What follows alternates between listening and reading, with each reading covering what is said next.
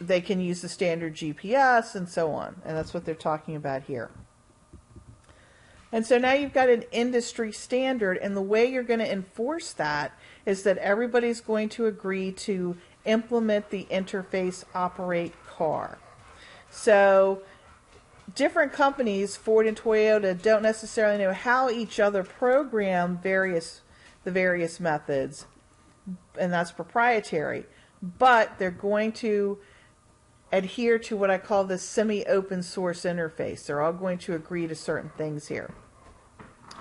And so what they would do is they would come together as a group and they would agree that they're going to name this interface operate car. And notice it's public interface, and there's the name, and there is my brace right there.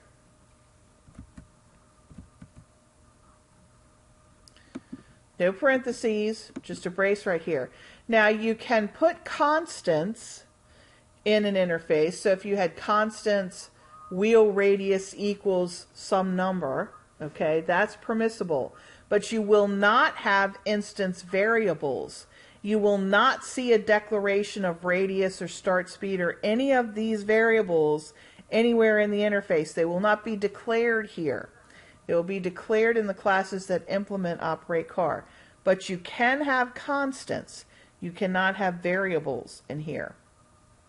You're also going to notice that you do not see the word public in front of any of these methods, because an interface, by definition, by default, only has public methods in it. That means these methods have to be accessible by any class that implements the interface. They must be public in order for that to work. If these were private, if you had private int_turn, then when you went to Ford Hovercraft implements operate car, you'd have a problem. Ford Hovercraft would not be able to access the private method turn. So that would totally blow up or ruin the idea of the interface. So because of that, we say that all methods in an interface are public, and we don't need to specify public int_turn here. We just put int_turn. And so we put the return type, and it could be void, int, double, boolean, string, etc. And then we put the name of the method. Then in parentheses we put all the parameters that that method should accept, that everybody agrees. Everybody agrees they're going to call their method for turning turn. Everybody agrees it's going to return an integer value. And everybody agrees it will take 3 doubles and an int in this order: radius, start speed, end speed, direction. And notice there's no brace or anything here. There's just a semicolon, because this is not implemented. This is just the method's signature. The implementation will be in the class that uses the operate car, such as Ford Hovercraft. Same thing with change lanes, signal turn, and so on and so on. I can have a method. I could have a void method. I'm just not an automotive person. But say I needed to have some type of set gear method that did not take any parameters. I would just have paren, and semicolon, and that's perfectly acceptable. So now, how would I use that? Well, at Ford, their hovercraft is going to implement operate car.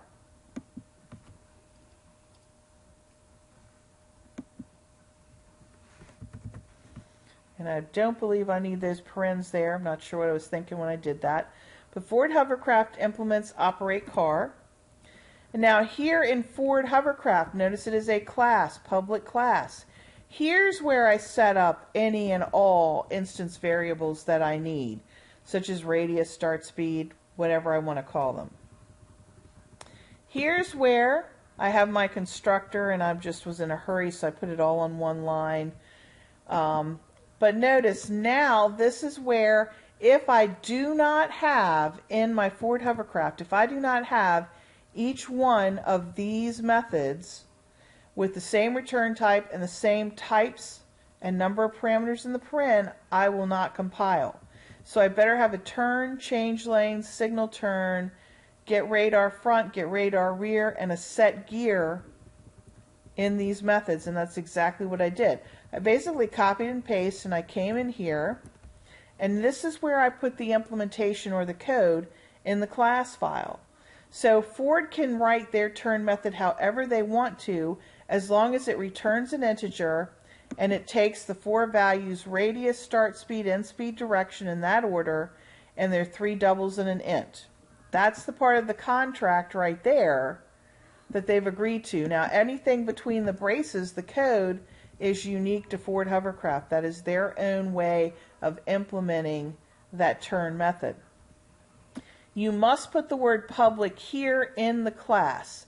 Even though above in the interface it was just int turn without the word public, in the class you must put the word public to make sure that it is public, because in a class we know we can have public or private. And then I just put some code in here. Again, I'm not an automotive person. I was just randomly putting some code in that I thought might make sense. And so what I would have to do is somehow I would have to have some formula that used all of this information, I would assume, to calculate some turning value that's in an integer form, and I would return that int in order to make sure that this thing lives up to the promise of returning an integer. Same thing here with change lanes. I'm going to set my variables. I'm going to have some type of a formula that results in an integer value that I return. Again, public int signal turn. Same thing. I just got tired of trying to make code up. I would have to have, again, some integer value to return, and so on and so on. And then finally, I changed the interface after I did all my code by adding this new void setGear method. Well, I better come down into every class that implements operate car, and I better have a void setGear method, or now I'm still not going to compile because I've changed the interface. So I'd come here and I would do public void setGear, and I would have some code here. Since it's a void, I don't have to worry about a return statement. And now I'm back to matching the interface. So the other trick is, if you implement an interface and then for some reason the group gets together and decides we need to add another method to the interface, that means you're going to have to touch every class that implements that interface and make sure you add that new method as well. If they decided to take out a method, they decided we don't need change lanes in the interface, we're going to remove it, you probably won't get a compile error if you still keep your change lanes in here, but then you would be free to take it out. But if you were to delete change lanes while it is still in the interface, you won't compile. And then I just did another example here. I said, okay, now if I'm Honda and I want to implement operate car, I can do so. But again, I better make sure I have a set gear, a get radar rear, a get radar front,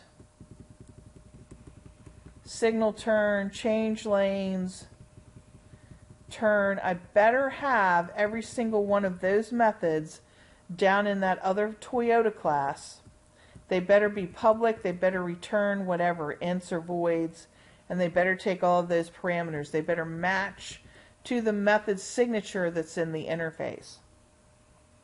So I hope that makes interfaces a little bit clearer than the more complicated example that I did at first. Because you can have a situation like this where you're using an interface really to enforce standards, naming conventions, method signatures. You want conformity, uniformity between different groups of programmers, and this will let you do that. And that is done. I've worked with interfaces, not a whole lot, but I have worked with them some, and it is something that is done. I've seen it used in software packages, particularly in the financial world, as I talked about. So hopefully that helps you understand that interfaces really are not that complicated. Once you create one, you're basically saying you can copy and paste all of these into the class that's going to implement it, then delete these semicolons, put your braces in, and then put your code between the braces, and you will be in good shape.